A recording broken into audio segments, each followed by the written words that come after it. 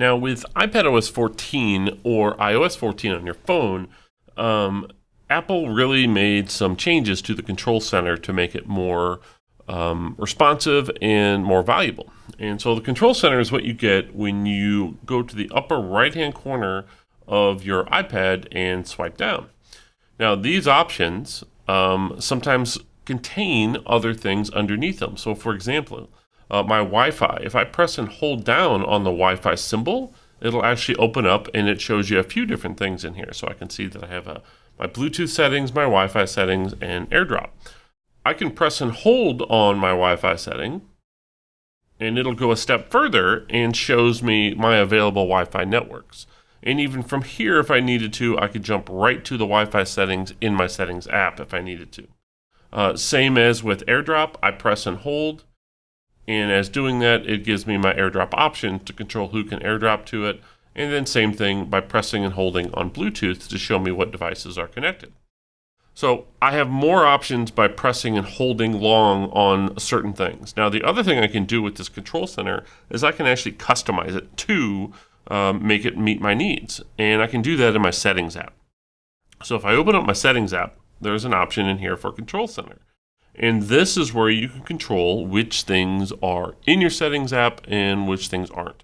So if there are certain things that you do a lot, like setting alarms or maybe adding notes, you can add those things to your Control Center easily from this menu to make them really quick and easy to access. So I like to make sure I always have screen recording turned on, which makes it easy to access screen recording anytime I need to.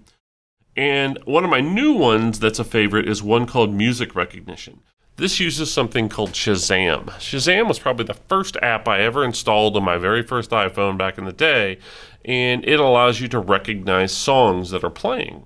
And so a lot of times what happens is if I hear a song that I think, hey, this might be a good song for a movie sometime, I will Shazam it, and it's a free app. You can download it from the App Store, but Apple actually bought them a few years ago and has actually started slowly building Shazam capabilities into their operating system, and this is an example of that. So I'm going to go ahead and turn on music recognition. Now, what happens with Shazam is anytime I hear a song playing, like I swipe down from the upper right-hand corner and hit the Shazam button,